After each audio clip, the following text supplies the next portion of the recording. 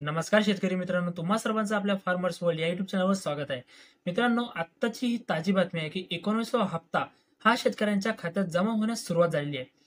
चला तर वेळ न वाया घालवता बघूया हा हप्ता कसा शेतकऱ्यांच्या खात्यामध्ये जमा होत आहे. ही संपूर्ण माहिती आज आपल्या या व्हिडिओमध्ये बघणार आहोत. चला तर व्हिडिओला सुरुवात करूया. पीएम किसान सन्मान निधी योजनेचा 19वा हप्ता लवकरच देशभरातील शेतकऱ्यांच्या खात्यात जमा होईल.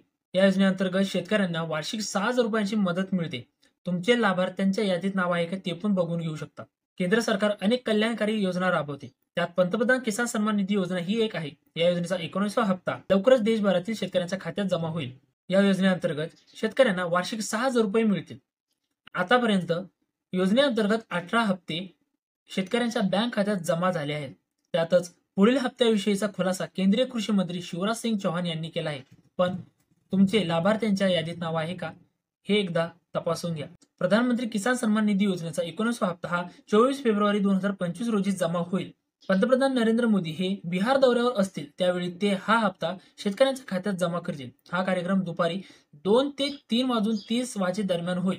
त्यावेळी ही रक्कम लाभार्थी शेतकऱ्यांच्या खात्यात जमा होईल. त्यासाठी शेतकऱ्यांना केवायसी प्रक्रिया पूर्ण करण्याची सूचना अगोदरच करण्यात आली आहे.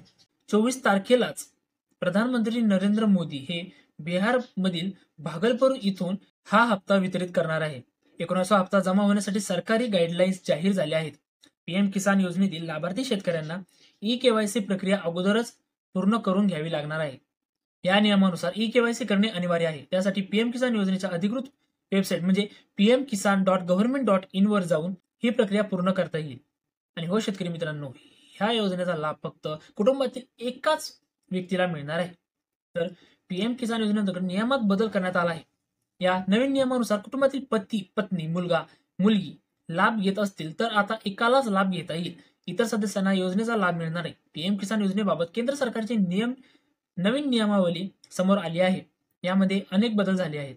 पीएम किसान योजनेचा यापूर्वी लाभ मिळाला असेल तर यावेळी लाभ मिळेल की नाही यासाठी लाभार्थी यादी तपासावी लागेल. शेतकरी त्यांचे नाव लाभार्थ्यांच्या यादीत आहे की नाही हे तपासू शकतात. शेतकरी सरकारी अधिकृत साईट म्हणजे pmkisan.government.in वर जाऊन त्यांचे नाव लाभार्थी यादीत आहे की नाही ते तपासू शकतात.